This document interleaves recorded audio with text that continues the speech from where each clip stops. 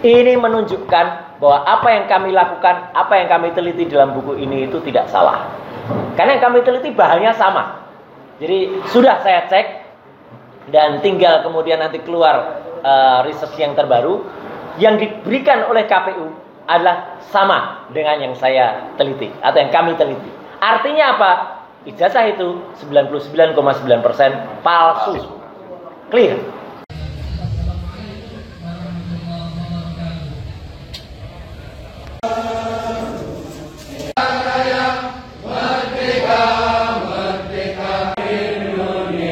Oleh Bapak Tresno Subagio, kepada beliau dan saudara, bersama-sama kita bermunajat kepada Allah Subhanahu wa taala, Tuhan Yang Maha Esa, untuk mengaminkan doa yang akan kami baca dengan Bapak Ibu yang memulai agama lain. Ala sayyidina Muhammad wa ala alihi. Untuk jadikan negeri kami negeri yang bertertib,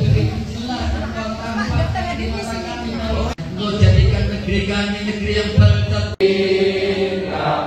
Indonesia Raya merdeka, merdeka. Mas Roy Suryo.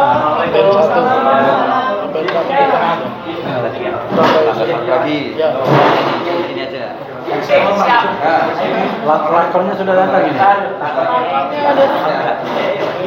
Moga-moga Mas. Sini Mas. Yuk. Nanti nyambung ya. Iya, alhamdulillah. Oh, sudah. Sehat selalu. Siap sehat. Mbak Uri. Alhamdulillah. Alhamdulillah, betul sekali tadi yang sampaikan. Kemarin siang, sebelum kalau mungkin teman-teman melihat saya teriak-teriak di atas mokom ya, di atas mobil komando ya, di depan KPK. Saya paginya ke KPU, Komisi Pemilihan Umum.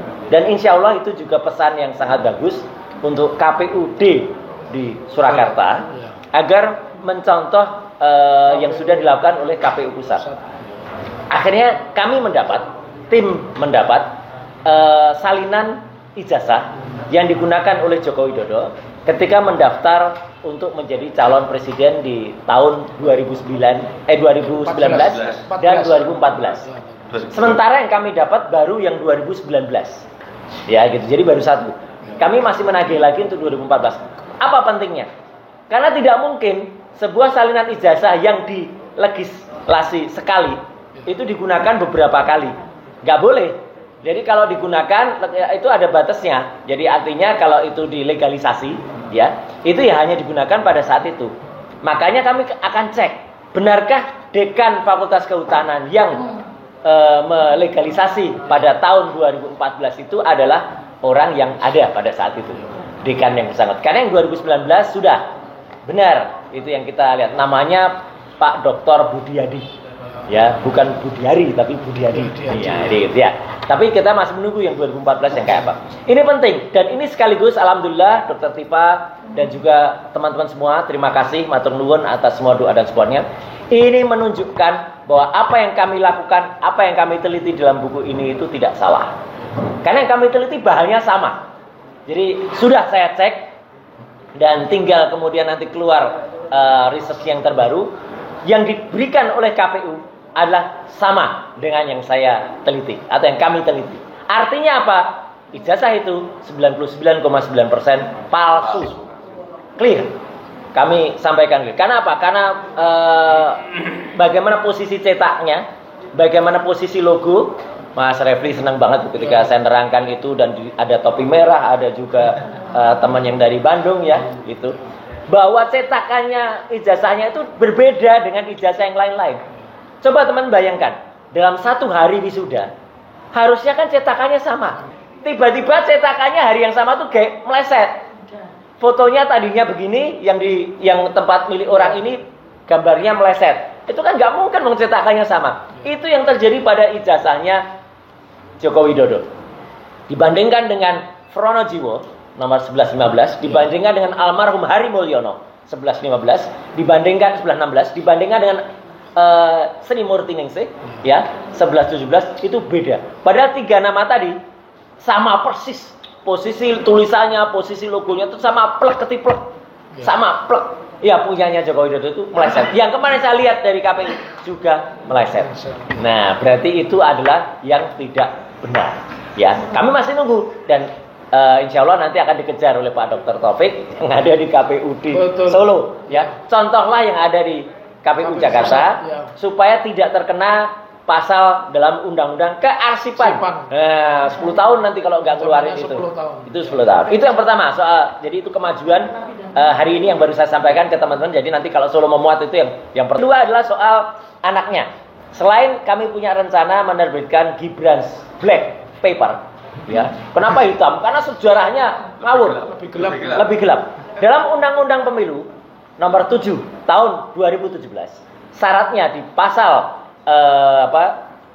319 atau 619 ya, itu huruf R, 169 maaf, 169 huruf R. Syaratnya bukan perguruan tinggi, bukan apalagi S3, cukup SMA. Tapi syarat itu syarat vital. Sudah kita cross check ke KPU, mau Anda pendidikan S1, S2, S3, dan sudah ada jurisprudensinya. Jurisprudensi itu kalau bahasa hukum, sudah ada ketentuan hukum yang pernah terjadi, dan itu harus dilakukan lagi di Surabaya. Seorang caleg partai Nasdem waktu itu mendaftar, dia sudah doktor di Amerika, karena dia nggak punya ijazah SMA, nggak bisa. Karena ijazah SMA-nya tidak ada, maka tidak ada.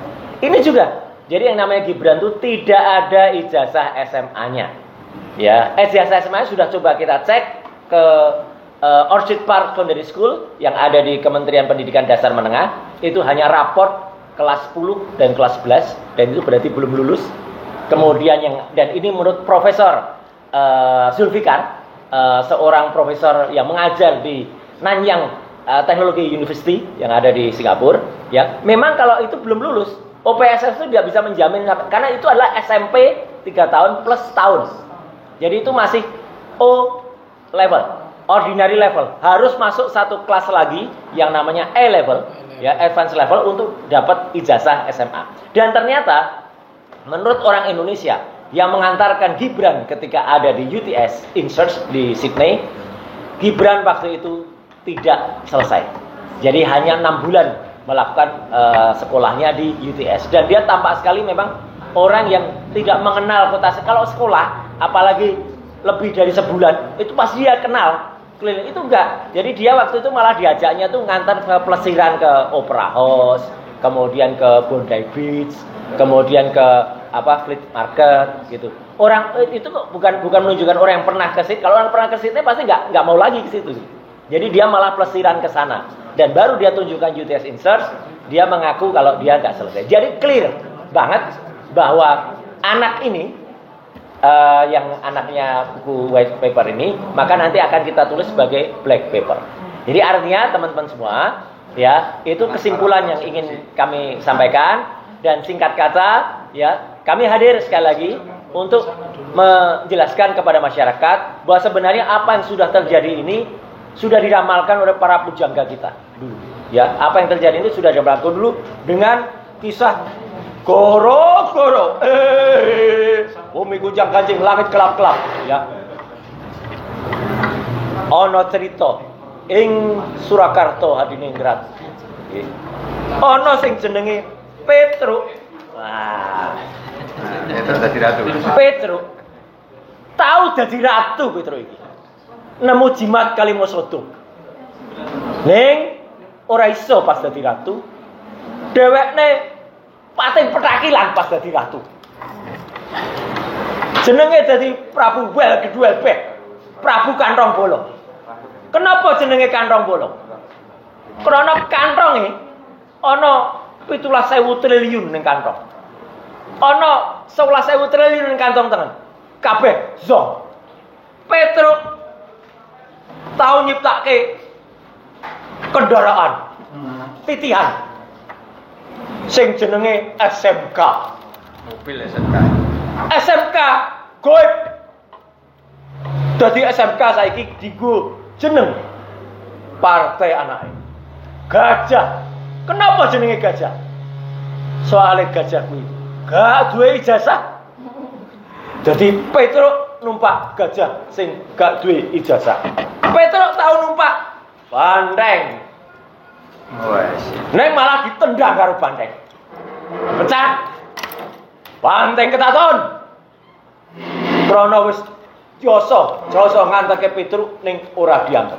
Nah, Petruk saiki dadi numpake ora banteng lagi ning celeng, ya. Banteng celeng. Nah, suara Petruk. Nah, iku kisah Petruk sing terus karo Semar Gareng Petruk Bagong. Singkatannya apa? SGPLB. SGPLB ini dudu sekolah guru luar biasa. Neng Semar Gareng Petruk lan Bagong. Nah, Petruk saiki diteruske kalau sing jenenge Petruk Cilik. Petruk Cilik mengko ana judul bukune Gibran Black Paper. Terus Petruk Cilik saking senenge duwe buku mengko arep launching ugi ning Surakarta Hadiningrat sesuk ning sadurunge nyanyi karo lagu sing diciptake karo Om Refli. Rasa gelap hidup penat dunia resah fu fa fa maksulin saja.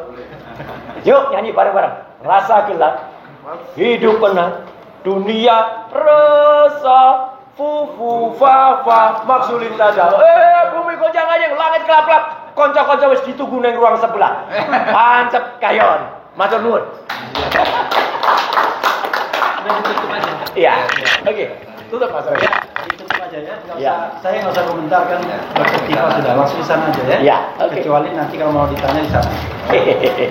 Itu rekan-rekan Bapak. Ya, terima kasih.